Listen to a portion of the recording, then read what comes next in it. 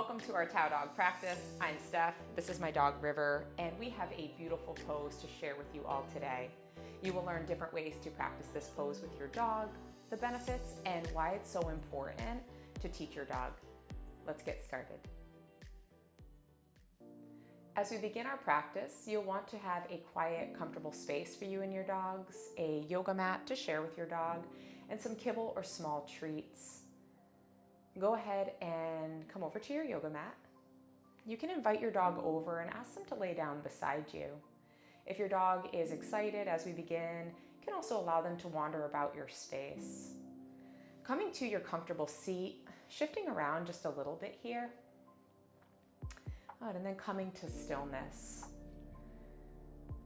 Allow your shoulders to soften away from your ears. Right, and then lift your heart. Yeah. Making more length in your spine and more room for your breath. And then just begin to breathe in and out, coming into the space, coming into stillness, and becoming more present with your dog. You can close your mouth and just breathe in and out through your nose. As you start to breathe slowly and deeply, you signal to your dog that they can relax as well. Good, so as you take a breath in, come on over here, Riff. As you take a breath in, you can sit up a little bit taller, getting more length in your spine. And then as you exhale, maybe let everything soften. Yeah, you can go ahead and do that again. Breathe in and out. Good. And as we signal to our dogs that they can relax, we'll start to shift into our practice. Coming over onto your hands and knees, thinking about moving really slow here.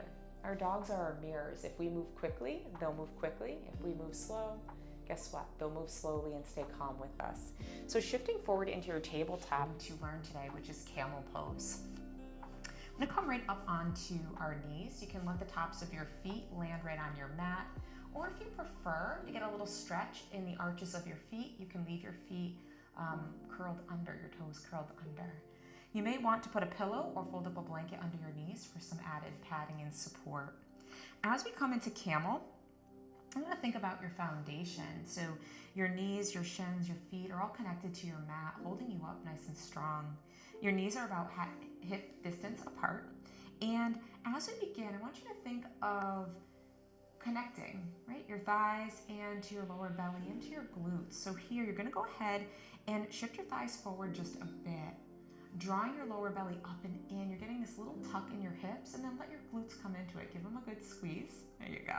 And you're going to feel that support the whole bottom half of your body. As we come into camel, it's a back bend. It's a heart opener. So we're going to open the front of our body, and we're going to teach our dogs to do the same. So as you come into this, your strong base, we want to go for length first.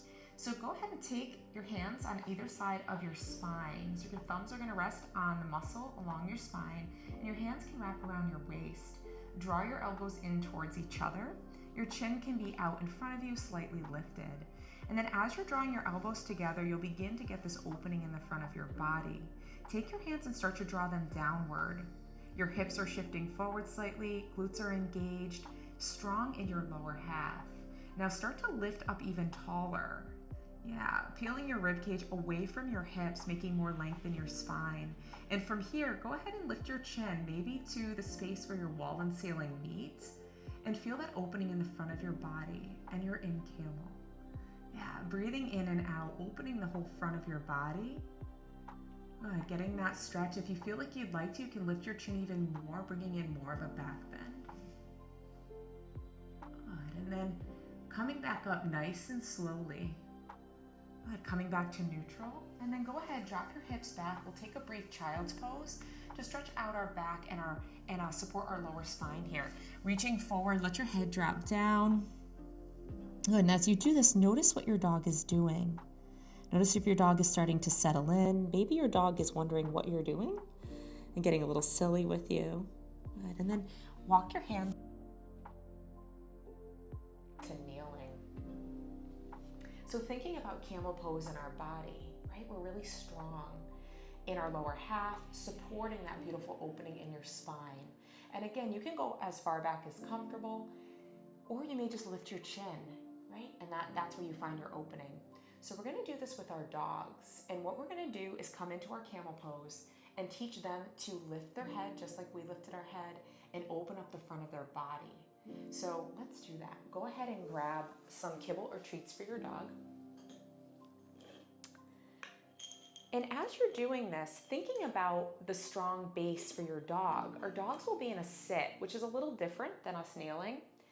But what I want you to think of is the effort it took for us. That takes a lot of effort for our dogs to hold their core in, hold their legs in that nice sit, and also lift their head. It's challenging their core, their balance, hi Red, their core, their balance, and they're getting that beautiful extension and opening. All right, so let's do it. So you can take a treat, place it right on your dog's nose and let them follow it. So you can lure them right onto your mat, and you can ask your dog to sit or even bring the treat up as you say sit. Good boy. So I'm just gonna have the little handful of them as I'm here with River. Kneeling in front of your dog. So you wanna be pretty close to your dog so that they can follow your food in your hands. And finding your camel, so finding that strong foundation, lifting your heart here so you have that length in your spine as we begin to work with our dogs. So you'll take one treat, you're gonna place it right on your dog's nose, let them get interested, and you're just gonna start to lift upward, right? You can let them follow it, let them stare at the treat as you go up. You can see their head is lifting up, and then you can tell them yes and feed. Good. Awesome. Let's try that again. Little treat, right on your dog's nose, and then lifting upward. Allow them to hold that there. Yeah, so maybe for a few seconds, yes, and then feed. River likes to add a little hop when he gets his treat. So you wanna make sure to slowly roll the treat back down. Let's try that again. A little interest in the food, bring the food up. Your dog is holding their sit. They're also getting that stretch in their neck. They're building all their neck muscles as they do this. Bring the food back down, yes, and feed. Awesome. All right, let's take it a step further where we're gonna bring a little bit of our back bend into this. So finding your camel, have your dog interested in a piece of food. You can bring your other hand down to your side. And as you bring the food up, so you can bring your hand all the way towards your waist. If you bring it down, your dog's probably gonna lay down. So come on up. So starting here, and then what I want you to do is put the food on your dog's nose, get them interested.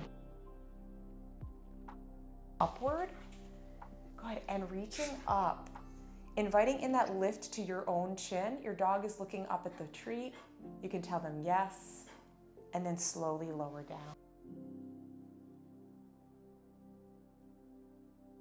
A nice calm praise for your dog. So we're moving slowly here. Nothing's done really quickly because we want our dogs to be holding themselves together, working their body, and also getting the benefit of that stretch. If we were to do it quickly, right, they'd be using momentum. So let's try that 2 more times. Okay, come on, Riv.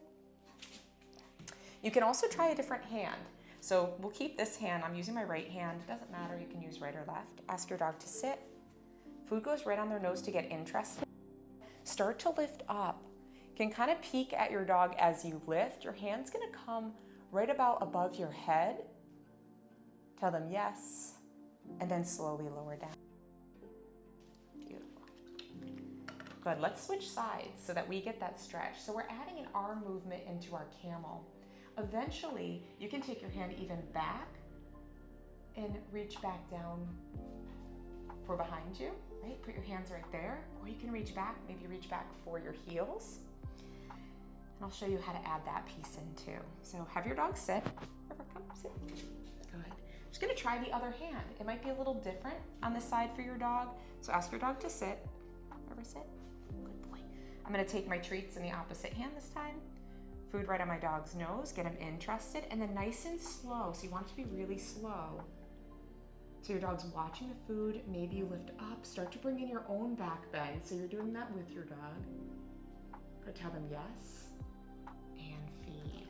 Yeah, awesome.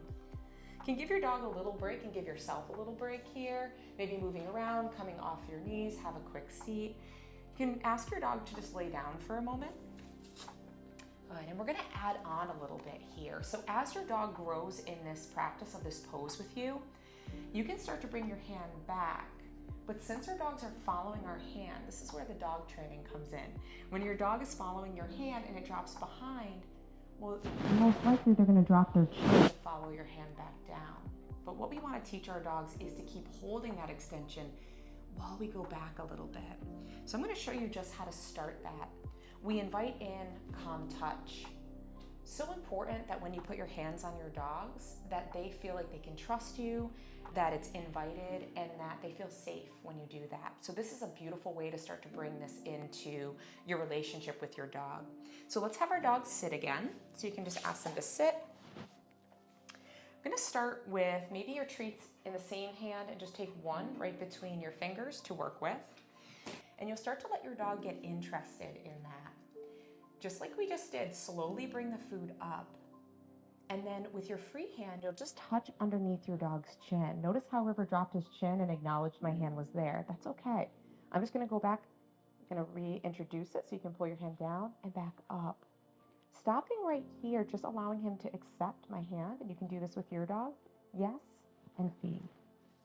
Good, let's do that 2 more times. Good. So interested in the food, bring the food right up. Touch your dog's chin. Maybe you start to lift a little bit higher with that food. Yes, and feed, and remove your hand. Good. What this will look like is get your dog interested in the food. Let's do a third one. Hand goes underneath the chin. Start to lift up even higher. And as I go back, right, I might be able to hand go. Yes, good boy. Inviting that hand in to remind your dog as you go back.